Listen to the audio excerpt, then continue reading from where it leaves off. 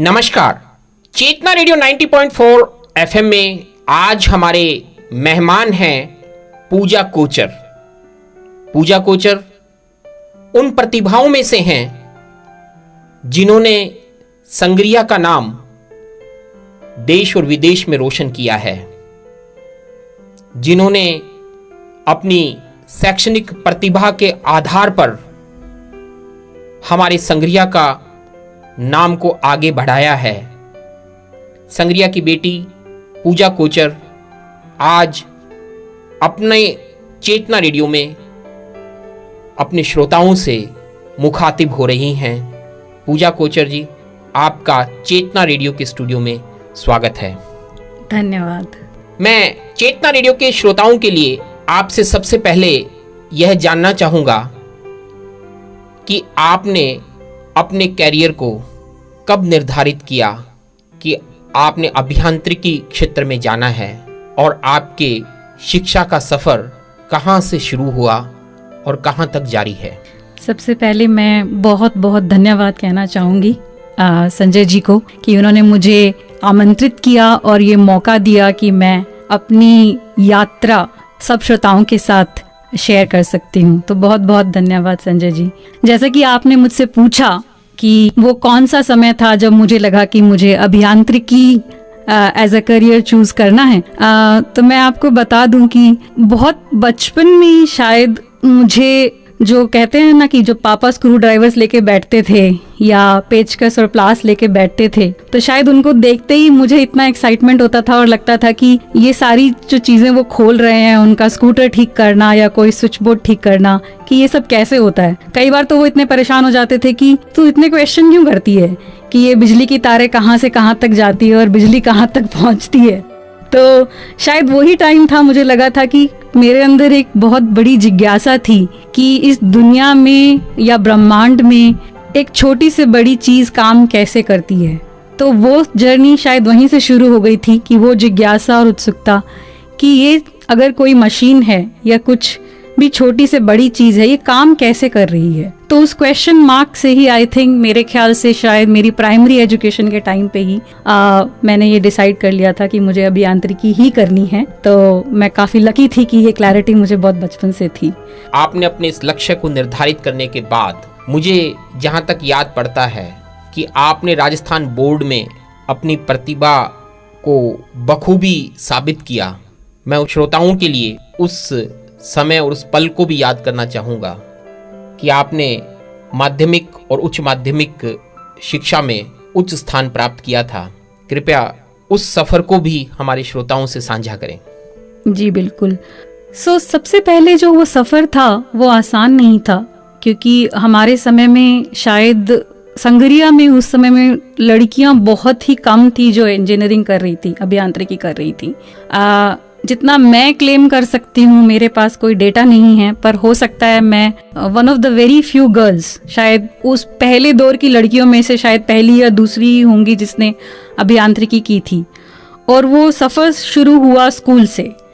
तो स्कूल मेरा हुआ था, जैसे आपने बोला, कि राजकीय बालिका माध्यमिक विद्यालय संग्रिया, जहाँ से मैंने अपनी प्राइमरी और मिडिल स्कूल कंप्लीट किया, 10th तक का स्कूल कंप्लीट किया।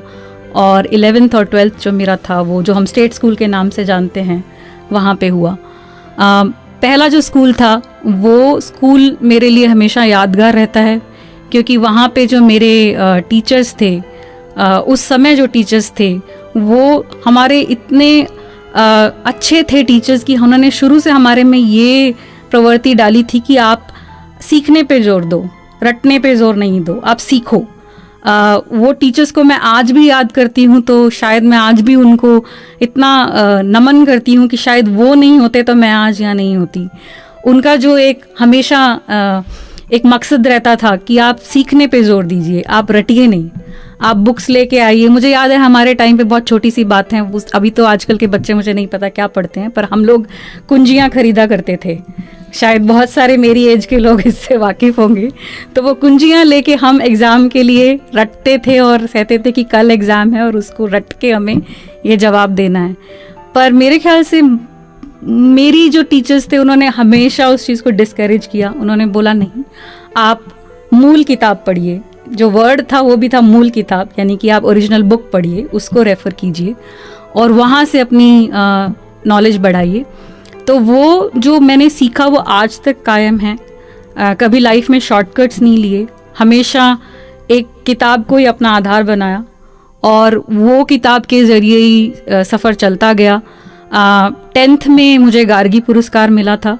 75% के ऊपर जो मार्क्स लाती थी लड़कियां, उसको the government giving the scholarship that time for 11th and 12th। तो वो मेरे लिए एक बहुत इनकरेजिंग मोमेंट था कि संगरिया में होते हुए, एक लड़की होते हुए गार्गी पुरस्कार लेने के बाद मुझे ये था कि अब मुझे अगला 11th और 12th का जो सफ़र है और अच्छा करना है। 11th और 12th का जो सफ़र था वो भी अच्छा रहा। मेरे पास फिजिक्स, केमिस्ट्री, मैथमेटिक्स था, बिकॉज मुझे शुरू से ही इंजीनियर बनना था, तो वो जाहिर था कि वो मेरी चॉइस थी। और वहाँ पे भी मेरे टीचर्स जैसे मेरे पहले स्कूल में थे, अभी भी अगर मैं उनके नाम लूँ, संतराम सर जो हमें मैथ्स पढ़ाते थे, और करतार सिंह सर जो हमें फिजिक्स पढ़ाते थे, बोबिया सर हमें जो केमिस्ट्री पढ़ाते थे, उन्होंने हमें जो उस समय पे घोट घोट के पिलाया था फिजिक्स, केमिस्ट्री और मैथमेटिक्स, आई थिंक उसी का श्रेय था कि मैंने शायद जो इंजीनियरिंग में जो एग्ज़ाम दिया उस टाइम पे, जो एग्ज़ाम था उस टाइम पे राजस्थान का एग्ज़ाम था, सेंट्रल एग्ज़ाम नहीं होते थे, राजस्थान पीईटी बोला करते थे, RPET हम लोग। और उसके बाद मैंने RPET में बिलो 100 की रैंक लाई थे। उसी के बेसिस में मुझे चॉइस काफ़ी सारे कॉलेजेस की थी। जोधपुर कॉलेज भी मुझे चॉइस में मिला था, जयपुर कॉलेज भी चॉइस में मिला था, पर मैंने उस समय मोदी को चूज़ किया, Modi college of engineering and technology, because उस समय मोदी कॉलेज की जो लैब्स थी वो शायद पूरे विश्व में प्रसिद्ध थी। और मेरे लिए एज एन इंजीनियर ये था कि मैं जिस कॉलेज में जाऊँ वहाँ पे लैब्स बहुत अच्छी होनी चाहिए जहाँ पे मैं एक्सपेरिमेंट कर पाऊँ। तो ये एक संक्षेप में मेरी जर्नी रही एजुकेशन की। मैं बहुत खुश हूँ कि मैं आप लोगों से ये शेयर कर पा रही हूँ। अपने विद्यार्थी जीवन को जीने के बाद आप व्यावसायिक दुनिया में आई। बहुत सी राष्ट्रीय स्तर की और अंतर्राष्ट्रीय स्तर की जो कंपनियां थी उनकी तरफ से आपको सेवा के प्रस्ताव आए। उसको आपने किस तरह से चयनित किया और आज वह सफ़र आपने किस तरह से तय किया? जी बिल्कुल। तो मैंने अपना सफ़र ऑरेंज टेलीकॉम से शुरू किया, क्योंकि मैंने अपनी अभियांत्रिकी इलेक्ट्रॉनिक्स एंड कम्युनिकेशन में की थी। तो कम्युनिकेशन मेरी एक सेकंड स्ट्रीम थी इंजीनियरिंग की। उसके बेसिस पे मैंने टेलीकॉम को अपना सेक्टर बनाया और मैंने अपना करियर स्टार्ट किया था 2005 में। और 2005 एक ऐसा समय था, उस समय इंडिया में टेलीकॉम बूम पे था, टेलीकॉम कंपनीज आ रही थी और जैसा कि आप जानते हैं एयरटेल एंड वोडाफोन उसी दौरान के कंपनीज हैं इंडिया में। और मुझे मौका मिला उनसे काम करने का और वहाँ सीखने का, क्योंकि वो ऐसा समय था जब भारत में बाहर की कंपनीज आ रही थी, मल्टीनेशनल कंपनीज जिन्हें हम बोलते हैं, उनसे सीख के कि हम एज इंडियन उनसे सीख के उनके जरिए क्या वैल्यू ऐड कर सकते हैं हम हमारी कंट्री की इकोनॉमी में, वो मेरे लिए एक बहुत इम्पॉर्टेंट चीज़ थी। मेरे लिए ये बहुत इम्पॉर्टेंट था कि जब मैंने अपना जॉब शुरू किया कि मैं उन मल्टीनेशनल कंपनीज में ना कि सिर्फ खुद को, इंडिया को कैसे रिप्रेजेंट कर सकती हूँ, कि मैं ये बोलूँ कि हाँ ये टीम इंडिया में बैठती है और ये टीम शायद बाहर के लोगों से भी अच्छा कर रही है। तो मेरा गोल वहाँ से शुरू हुआ था ऑरेंज टेलीकॉम में, इस धारणा के साथ कि ना कि सिर्फ मुझे परफॉर्म करना है, मुझे ऐसा परफॉर्म करना है कि बाहर के लोग जो उस कंपनी को ओन करते हैं, जैसा कि ऑरेंज टेलीकॉम फ्रेंच कंपनी थी, कि वो आके बोलें कि आप इंडियंस फ्रेंच से भी ज़्यादा बेटर काम कर रहे हो। तो वो वहाँ से दौर शुरू हुआ ऑरेंज टेलीकॉम से। फिर उसके बाद मुझे अपनी जर्नी में मैंने थोड़े फैसले लिए थोड़ा चेंज करने के, जो बहुत सारे इंजीनियर्स करते हैं कि हम लोग हमेशा सोचते हैं कि अपने आप को अपग्रेड कैसे करते रहें। तो वो अपग्रेडेशन मेरा था कि अब मुझे थोड़ा व्यावसायिक नॉलेज होनी चाहिए टेक्निकल नॉलेज के अलावा। तो मैंने फिर अपने आप को MBA से अपग्रेड किया। मेरी जो दूसरी ऑर्गेनाइजेशन थी DHL, उन्होंने मुझे स्पॉन्सर किया नेशनल यूनिवर्सिटी सिंगापुर से एग्जीक्यूटिव MBA करने का। तो उन्होंने मुझे बाहर भेजा और सिंगापुर से मैंने अपना एग्जीक्यूटिव MBA किया। उसके बाद मुझे मेरे जो व्यावसायिक जीवन की तरक्की और भी ज़्यादा हो गई, बिकॉज मेरे पास दोनों एक्सपीरियंस हो गए, टेक्निकल प्लस जिसको हम वाणिज्यिक या व्यावसायिक एक्सपीरियंस कहते हैं, इकोनॉमिकल एक्सपीरियंस कहते हैं। और फिर उसके बाद मैंने वहाँ से जनरल इलेक्ट्रिक में मेरा करियर शुरू किया, जनरल इलेक्ट्रिक हेल्थ केयर। वहाँ पे मैं वेस्टर्न और सेंट्रल इंडिया की हेड थी सप्लाई चेन डिवीज़न की। और फिर उसके बाद सफ़र चलता रहा। आज मैं अमेज़ॉन में काम करती हूँ। मैं अमेज़ॉन बैंगलोर में साउथ रीजन लीड करती हूँ, उनका last mile supply chain lead करती हूँ। अमेज़ॉन से तो सब वाकिफ़ ही होंगे, क्योंकि अब तो मुझे पता है कि हम संग्रिया में भी डिलीवरीज कर रहे हैं। तो ये व्यावसायिक जीवन बहुत अच्छा रहा, और जो डिसीजन लिए इस व्यावसायिक जीवन में अपने आप को हमेशा अपग्रेड करते रहने के। और वो ज़रूरी नहीं है कि वो एक बड़ी यूनिवर्सिटी से MBA हो, वो एक माइक्रोसॉफ्ट का कोर्स भी हो सकता है, वो एक कोर्सेरा से एक सर्टिफिकेट भी हो सकता है। तो जितने भी यंग बच्चे हैं, मैं उनसे ये कहना चाहूँगी कि learning should be always own, and learning में कोई कमी नहीं होनी चाहिए। आप किसी भी उम्र के हों, लर्निंग कभी ख़त्म नहीं होनी चाहिए, तभी आपका व्यावसायिक जीवन बढ़ता रहेगा। एक बिल्कुल श्रोताओं से हटकर एक सवाल पूछ रहा हूँ।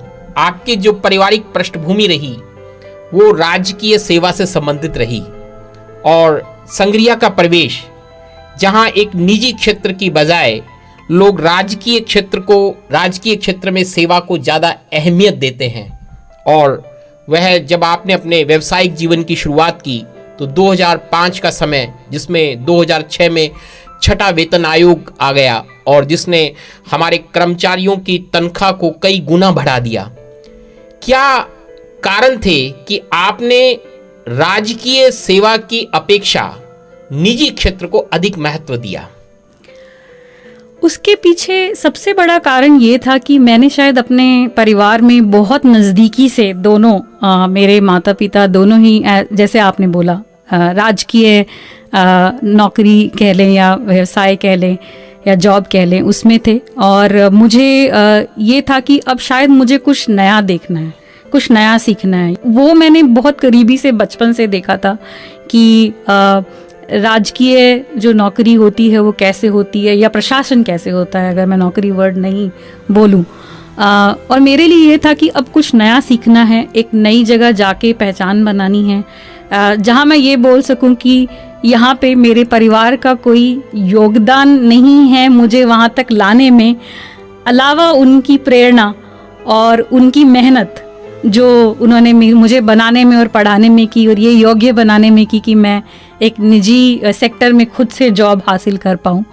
और ये मेरा पहला कारण था। और दूसरा कारण ये है कि निजी सेक्टर की इकोनॉमी काफ़ी उस टाइम पे इंडिया में बूम कर रही थी, और as an engineer progressive mind रखते हुए हम इकोनॉमी के साथ चलते हैं। हमें लगता है कि इकोनॉमी को बढ़ावा दिया जाए, और तो इकोनॉमी को बढ़ावा देने के लिए एक राइट बैलेंस की ज़रूरत हमेशा रहती है। अगर हम सिर्फ राजकीय सेवाओं में रहें वो भी अच्छा नहीं है, और या फिर हम सिर्फ निजी सेवाओं में रहें वो भी अच्छा नहीं है।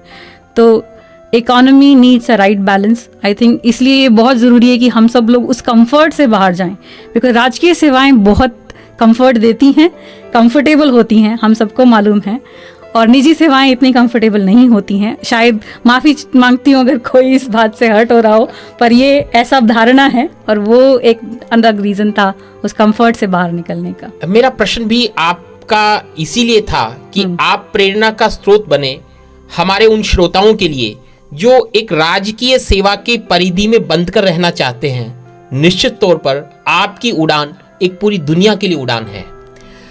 एक इसी से एक जुड़ा हुआ जो हमारे श्रोताओं के लिए एक बड़ा महत्वपूर्ण प्रश्न है।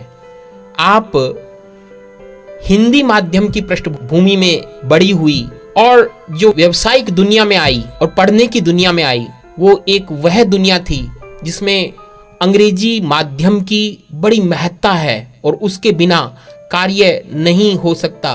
कितनी सहजता से उस वातावरण को, उस आधुनिक वातावरण को, उस खुली दुनिया को, एक अलग भाषा की दुनिया को आपने अपनाया। बहुत मुश्किल था, मैं ये कहूँगी, सहजता तो नहीं थी। और मेरा 12th ख़त्म हुआ और मेरा अभियांत्रिकी का सफ़र शुरू हुआ, जो कि बीटेक कहते हैं हम, जिसे बैचलर ऑफ टेक्नोलॉजी और बैचलर ऑफ इंजीनियरिंग। वो कोर्सेज सिर्फ इंग्लिश में ही होते हैं। और मेरा पहला प्रश्न यही था कि हिंदी में क्यों नहीं, क्योंकि वो मेरी नेचुरल चॉइस थी। और भाषा कभी भी एक बैरियर नहीं होनी चाहिए, मेरा ये मानना था, और यही मानना शायद मेरे पेरेंट्स का भी रहा है शुरू से। तो नेचुरली वो कोर्सेज हिंदी में अवेलेबल नहीं थे उस समय पे, और मेरे ख्याल से आज भी नहीं है। मुझे इतना नॉलेज नहीं है आज का, तो उस समय पे नहीं थे, सिर्फ इंग्लिश ही एक मीडियम था। और जब मैंने उस कॉलेज में कदम रखा तो पहले ही दिन मुझे ये समझ में आ गया कि ये जर्नी इतनी आसान होने वाली नहीं है। जबकि मेरा मानना ये था कि भाषा कोई बैरियर नहीं है, भाषा किसी चीज के लिए भी रुकावट नहीं है, पर शायद बाहर की दुनिया है या बाहर के लोग थे, उनका मानना ये नहीं था। और जिस कॉलेज में मैं पढ़ी वहां पर भी मेरे ख्याल से अगर मैं नंबर्स में बोलूं तो शायद 99% बच्चे इंग्लिश मीडियम के ही थे।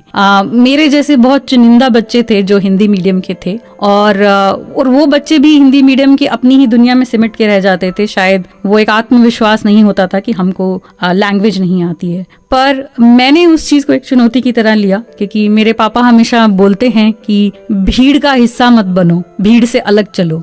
तो मेरे लिए भी यही था कि मैं बाकी बच्चों की तरह हिंदी मीडियम की भीड़ में नहीं हो जाऊंगी, मुझे अपने आप को चुनौती देनी है। और मुझे ये एक लैंग्वेज है, ये कोई ऐसी रुकावट नहीं है, बस मुझे एक लैंग्वेज को सीखना है। जैसे हम सब्जेक्ट्स की संस्कृत को सीखते थे, संस्कृत भी एक लैंग्वेज है, और मैंने 50 आउट ऑफ 50 लाए थे उसमें 10th में। तो मुझे ये कॉन्फिडेंस था कि एक और लैंग्वेज सीखनी है, कोई बड़ी चीज नहीं है। तो मैंने लैंग्वेज सीखनी शुरू की, मैंने बोलना शुरू किया। किसी भी भाषा को सीखने का सबसे बड़ा जरिया होता है आप बोलें, टूटी फूटी बोलें, गलत बोलें, शर्म मत करें, आप बोलते जाएं।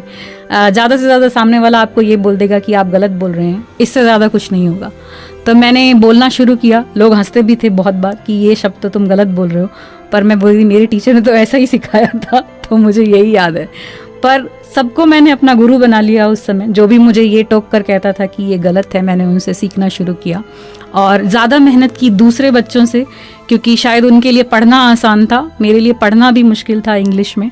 उसके अलावा मुझे इंग्लिश सीखनी भी थी बोलने के लिए, तो वो मेहनत बहुत काम आई। और मेहनत से भी ज़्यादा मानसिकता, जैसे मैंने कहा कि आप उसको रुकावट मत समझें, आप शर्म मत करें कि अगर मैंने गलत बोल दिया तो शायद मैं इंग्लिश नहीं जानता तो मैं तुच्छ हूँ, ऐसा नहीं है। You are never less if you don't know a language, right. तो वो कॉन्फिडेंस आप रखिए और उसके साथ चलते जाइए। और मेरी इसीलिए मैंने बोला आपको वो सहज नहीं थी, बिकॉज मेरी किसी भी बच्चे के लिए उस उम्र में नई जगह जाके माँ बाप से दूर और एक ऐसे एनवायरनमेंट में जाना जो लैंग्वेज फ्रेंडली नहीं हो, वहाँ पे बहुत से चैलेंज आते हैं।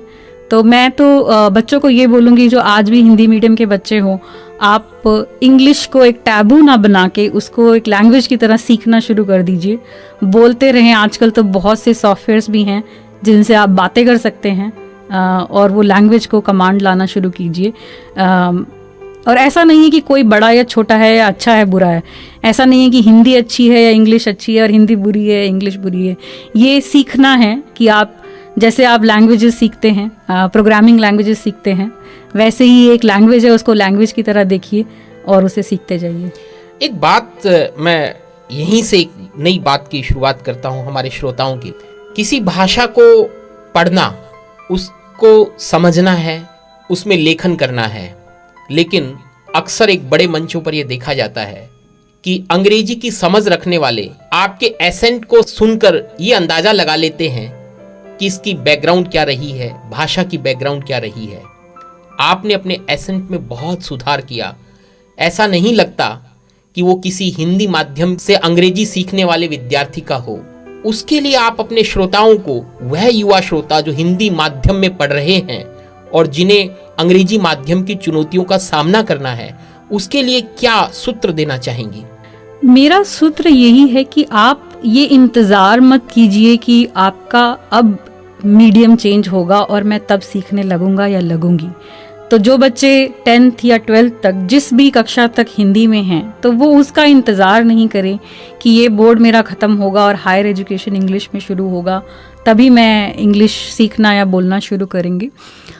तो वो जर्नी आपकी शुरू से शुरू हो जानी चाहिए, चाहे आपका मीडियम हिंदी है, पंजाबी है, मारवाड़ी है, बागड़ी है, कुछ भी मीडियम आपका है। आप मीडियम को छोड़ दीजिए, वो आपका पढ़ने का मीडियम है, पर आपका बोल चाल की भाषा इंग्लिश को अडॉप्ट करना शुरू कीजिए। जैसे कि मैं आपको अगर एक शेयर करूं छोटी सी बात, तो मैं और मेरी सिस्टर अंशु, मैं सबसे बड़ा गुरु उसको मानूंगी, बिकॉज़ उनकी इंग्लिश बहुत अच्छी थी बचपन से, मेरी इतनी अच्छी नहीं थी। और शायद उनका भी श्रेय जाता है, उनकी एक शिक्षक थी दलबीर कौर ढिल्लो, जो अभी दुनिया में नहीं है अनफॉर्चुनेटली। उनका ट्रांसफ़र संगरिया में हुआ था और मुझे याद है उन्होंने सब बच्चों को क्लास में बोलना शुरू कर दिया था कि आप अंग्रेज़ी में बात करिए। हम लोग गवर्नमेंट स्कूल में पढ़ते थे, यही राजकीय बालिका माध्यमिक विद्यालय, और दलबीर ढिल्लो वहाँ थी उस टाइम पे इंग्लिश की टीचर। और अंशु जो मेरी सिस्टर है, उसको बहुत ज़्यादा शौक था इंग्लिश में बात करने का, और वहाँ से वो जर्नी शायद बहुत बचपन में शुरू हो गई थी कि वो मेरी सबसे पहली गुरु थी इंग्लिश की। उसकी इंग्लिश काफ़ी अच्छी थी क्योंकि उनसे स्कूल में सीख कर आती थी, और हम दोनों बहनों ने बहुत जल्दी से ही इंग्लिश में बात करना शुरू कर दिया था। शायद हमने बहुत बचपन में ही हमें ये पता चल गया था कि अगले 10 साल बाद यही होने वाला है, ये कह दीजिए या वो फन या गेम्स कह दीजिए, पर हम इंग्लिश में बात करते थे। हम बहुत बार घर में ये बोलते थे कि हिंदी में नहीं या पंजाबी में बात नहीं करेंगे, हम इंग्लिश में बात करेंगे।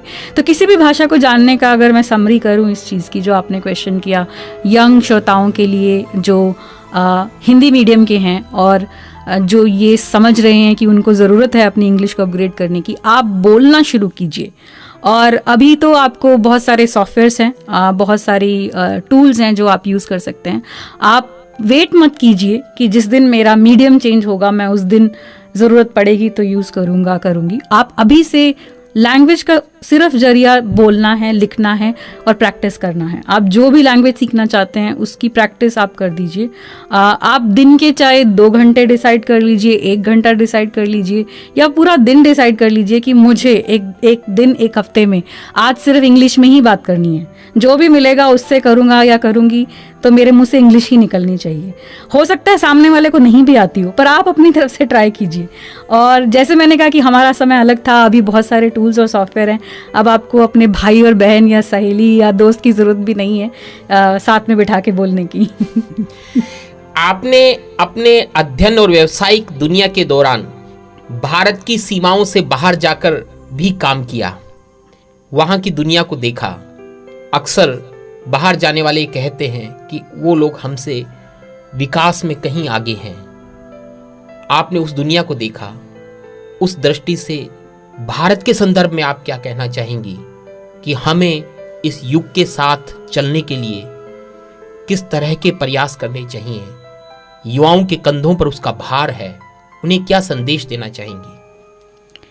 बिल्कुल, ये क्वेश्चन बहुत अच्छा क्वेश्चन है, और ये सवाल मेरे मन में भी बहुत बार उठता है कि हम युवा अपने देश के लिए क्या कर सकते हैं, और हम बाहर से जो सीख के यहाँ क्या ला सकते हैं कि हमारा देश और हमारे जो युवा हैं वो कंधे से कंधा मिला के चल पाएं विकसित देशों के साथ। तो सबसे पहले मैं ये बोलूँगी कि ये धारणा ज़रूर है कि जो विकसित देशों के लोग हैं वो शायद हमसे श्रेष्ठ हैं या आगे हैं। मैं इसको धारणा इसलिए बोल रही हूँ क्योंकि ये मैंने खुद परखा है और जांचा है।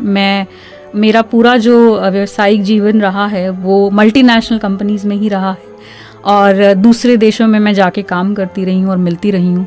मुझे कहीं से भी नहीं लगता कि हम किसी भी तरह से या किसी भी पहलू पे हम किसी भी देश से कम हैं। मैंने सिंगापुर, हांगकांग, जर्मनी जैसे देशों के लोग जो कि जाने जाते हैं कि शायद जर्मनी के लोग की सबसे श्रेष्ठ होते हैं तकनीकी में, हांगकांग, सिंगापुर के लोग डिसिप्लिन में। पर मैं ये कहना चाहूँगी कि हम, जब मैं भी भारतीयों को आके देखती हूँ, हम लोग एक टैलेंट का पूल हैं। हमारा जो स्किल्स हैं, चाहे वो हमारी इमोशनल इंटेलिजेंस हो, चाहे वो हमारी हार्ड स्किल हो, मैथमेटिक्स हो, वो सबके सामने जाहिर है। अगर आप देखें आज गूगल का सीईओ इंडियन है, आज माइक्रोसॉफ्ट का सीईओ इंडियन है। तो ये जो लोग हैं वो किस लिए पहुंच पाए हैं? बिकॉज हमने इतना टैलेंट बाहर एक्सपोर्ट किया है। पर प्रश्न ये उठता है कि अगर हम कम नहीं हैं उन लोगों से जो कि विकसित देश हैं, हम कहीं से भी कम नहीं हैं, सबसे पहली बात। पर फिर वो क्या कारण है कि आज भी भारत के लिए ये धारणा है कि हमें हम अभी भी उस कैटेगरी में नहीं पहुंच पाए हैं, विकसित देशों की कैटेगरी में। आई थिंक जहां हमारे युवाओं को काम करने की ज़रूरत है वो ये सबसे बड़ा है, डिसिप्लिन, और जो कि हमारी पहली पीढ़ी में था, और वो मुझे लगता है कि अब बहुत ज़रूरी होता जा रहा है कि हम अगर मैं किसी एक देश से अपने आप को कंपेयर करूं, जैसे कि अगर मैं उदाहरण ले लूं हांगकांग या सिंगापुर का, तो जहां मुझे वो हमसे बेटर लगते हैं वो मुझे लगता है कि डिसिप्लिन और स्पीड। शायद हमारी जनरेशन में, जैसे आपने पहले एक क्वेश्चन किया था कि राजकीय सर्विसेज या सेवाएं हमारे माँ बाप, हमारे पुराने बुजुर्ग करते आए हैं, तो वो हमारी कल्चर में कहीं आ गया है कि वो कंफर्ट जोन से बाहर निकलना। तो जो हमारे युवा निजी सेवाओं में भी जाते हैं, उनको फास्ट पेस होना पड़ेगा, उनको डिसिप्लिन और ज़्यादा होना पड़ेगा, क्योंकि अगर आप किसी भी सिंगापुरियन और हांगकांग के लोगों से मिलेंगे तो उनका डिसिप्लिन और जो पेस है, स्पीड जिसको हम बोलते हैं, वो सही में काफ़ी प्रशंसा के लायक है, मैं ये बोलूँगी। तो वो हमें उनसे सीखना चाहिए, और जो हम जिसमें बेहतर हैं वो तो है ही, हम तकनीकी में उनसे बेहतर हैं, हम इमोशनल इंटेलिजेंस में उनसे बेटर हैं, क्योंकि हम बहुत ही सोशल हैं इंडिया में। हम लोगों के साथ काम करना बहुत अच्छे से जानते हैं बिकॉज ऑफ इमोशनल इंटेलिजेंस।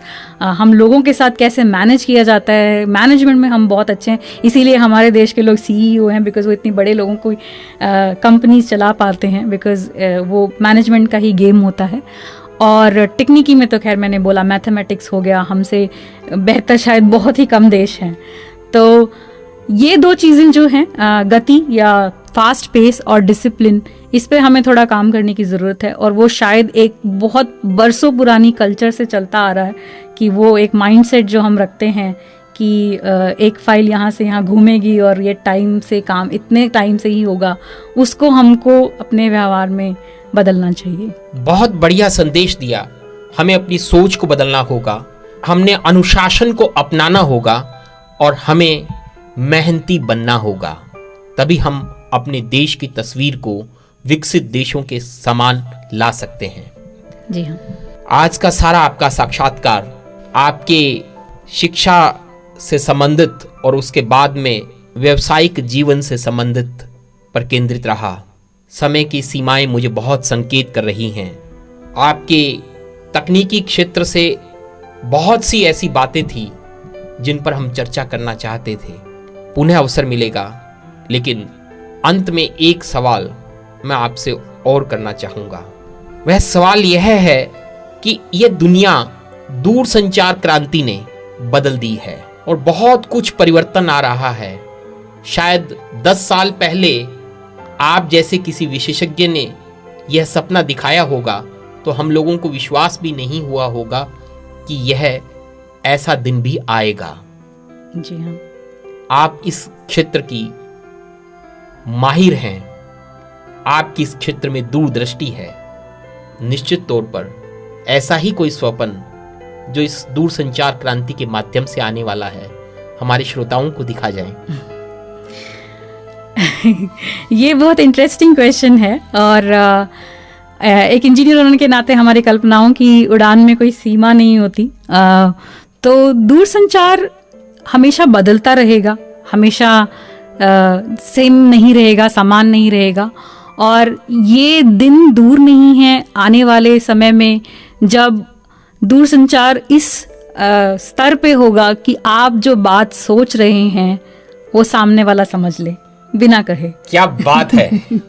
तो मतलब यूं लग रहा है कि जिस हम उन शक्तियों की बात करते हैं, जिन शक्तियों की हमारे शास्त्र और वो कल्पना करते थे कि जिसमें हम सामने वाले की बात को अपने आप समझ जाएं, अंतर्यामी बन जाएं, आप तो वह दुनिया इस दूरसंचार क्रांति के माध्यम से हमारे श्रोताओं को दिखा रही हैं। जी बिल्कुल।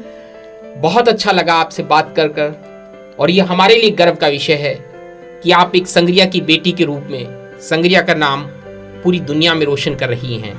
आपके उन सपनों को यथार्थ बदलने की जो उड़ान है वो बहुत तेज हो, और आप अपने साथ साथ इस क्षेत्र के नाम को रोशन करती रहें, बार बार हमारे स्टूडियो में आती रहें, श्रोताओं से बात करती रहें, आपका पुनः धन्यवाद। धन्यवाद, आपका बहुत बहुत धन्यवाद।